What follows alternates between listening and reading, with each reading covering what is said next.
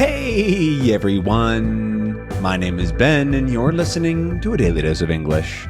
This is a short and simple podcast that you can listen to, well, every day to improve your English. You can find the transcripts for all episodes and more on benslanguagelab.com. I'm glad you can make it today. In this episode, we're going to be talking a little bit about cars. How interesting. Cars are certainly one of the biggest inventions probably ever, being very close to things like computers in general, because they're so ubiquitous and common and a major part of a lot of people's lives. Especially if you live in a country with a lot of cars, you very well may spend hours and hours of your life every day or every week in a car. And so because of that, they're pretty interesting in a lot of ways. But I also want to start out by saying that I don't like cars. I really don't, honestly. I think they're kind of cool, and some of them definitely look really neat, but everything else about them I just don't like. There are so many things that I personally don't like about cars. However, they are also a useful tool and in some places a necessary evil. But I'll maybe talk a little bit about my own views. So first, cars have a lot of vocabulary around them. There are tons of different words to talk about the car itself, the types of cars, the people driving them, so many different things that you can talk about. And I want to talk a little bit about just starting in, I guess, learning how to drive in cars in general in like my childhood. So as you might know, the US is a very car-focused country. A lot of the cities, or pretty much all but one city, which is New York, pretty much all the cities are built around the idea that people will drive. The US is a pretty new country, broadly speaking.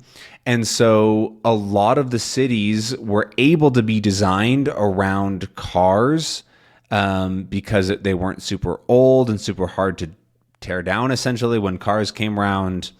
And a lot of the space that used to be public was just converted to car space. And then that became the norm, and then everything else just exploded from there.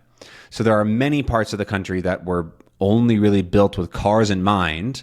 In fact, there's a lot of small towns that you can find that are not like super new, but they're relatively new. And it's just very clear that it's only meant to be for people driving around. But a lot of that was a choice, right? It wasn't a forced decision by anybody, right? The choice was that, okay, there's a lot of these cars, we want to support them and pay for public infrastructure that supports this private property. Which is probably one of my biggest issues with cars, is the fact that they are private property. It's somebody's thing. So it's your car, my car, whoever's car. But there is so much public infrastructure made for these cars that they are heavily subsidized. The government basically says to a lot of people that anybody that drives, here's a bunch of stuff just for you, basically. Have a ton of public space, that's fine, that doesn't matter. A really good example is parked cars. In a lot of cities, parking outside your street is free, right outside your house. But that is on a public road that is not part of your house, and that's a very normal thing. And so a lot of people do that for a long time. It's not really a fair or just thing to do for this private piece of machinery that you bought. Anyways, I'm getting off topic already. I wanted to talk about my experience because I grew up in the US, and so driving was a very normal thing. Right? You drove basically everywhere. Like going home from the hospital as a baby, right? I went in a car. Everything like that is all car focused, and I grew up being driven around, right? Because I couldn't drive as a child. So we would get driven around. I don't really remember like the first car that my parents had. But one of the ones that stuck in my mind is a Mercedes, like an old Mercedes from like the 90s or something, maybe the early 2000s. No, I think it was from the 90s because I think it was a bit of an old car when they got it.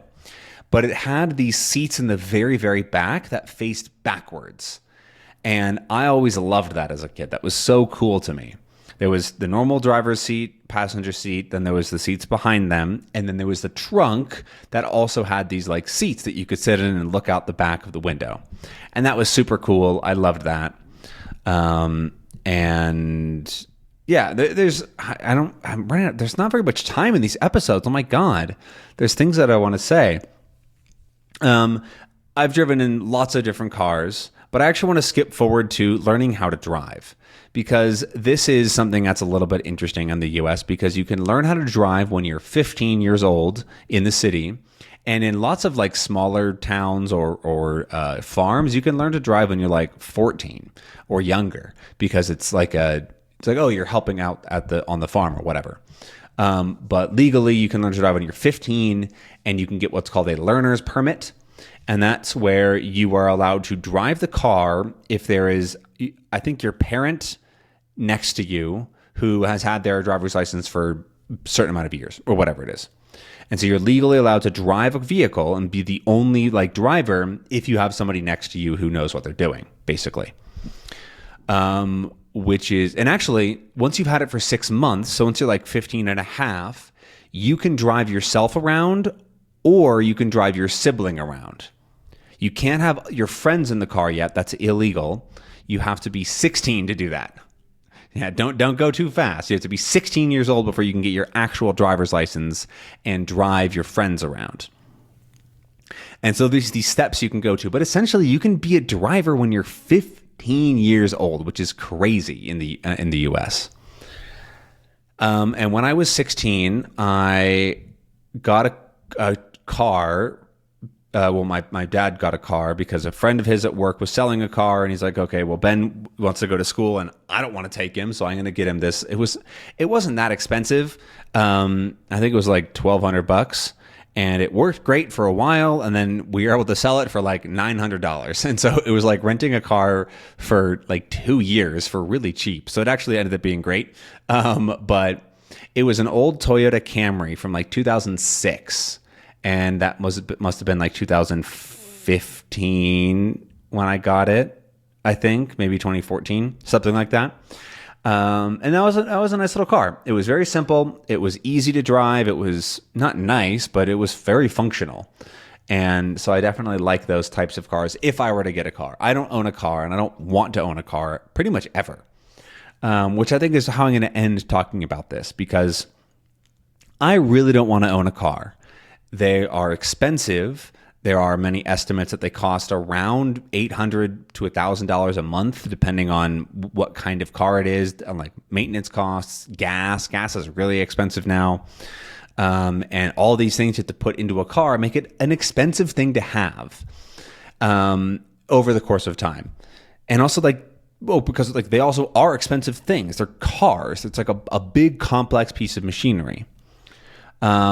And I don't want to own one. That doesn't mean I don't want to drive them ever. They're very useful for like if you want to go on a vacation and you don't that's like at a smaller place, or you want to go to the coast or a specific location, or road trips are really fun. That sort of thing I think is really interesting. I also might be interested in having some kind of van, especially some older Volkswagen vans. I think they're really nice and beautiful and cool. My dad had a 67 Volkswagen for a while. That was one of his dream van. And those are really cool for like camping or going out on trips, but it would not be a driving around the city thing, because I also just don't like to drive. I think I've mentioned this before. I don't see great at night. It's kind of stressful, and I really, really don't want to hit anybody or anything, because if you hit a thing, first, you have to pay a bunch of money for the thing that you hit and fix your car. If you hit a person, you hit a fucking person. Like, come on, that's not cool. I don't understand how traffic safety is so unimportant in kind of a lot of countries, but especially in the richest country of all time, the United States, it just is not an important thing. There's so many videos of cars crashing through schools or buildings or coffee. Like it's crazy that is like not seen as a massive problem when a random person can just hit somebody and kill them. Like that's insane. There was a couple of weeks ago, there was somebody in, I think, Philadelphia, who was a biker who was hit and killed by a driver because the driver just didn't stop at the turn. They took the turn as quickly as they could, which has been a known problem. Somebody else died that exact same way in that exact same spot before. And like the city just doesn't care. And that's so common in the US. And so that's kind of my general reasoning for why I don't like cars. I can't really get into it much more. But I'd be very curious to know, because I don't have time. I'm running out of time. It's already 11 minutes in. But I'm very curious to hear your thoughts. Do you like driving? Do you like cars? Do you wish that you didn't have to drive and that you didn't have to have a car? Or I'm very curious to hear your thoughts from your point of view, from wherever you're from, down in the comments below. So don't be afraid. Write me a comment. I'd love to hear. And I'll read them all. But I'll see you again tomorrow for another episode. Have a great rest of your day. Bye.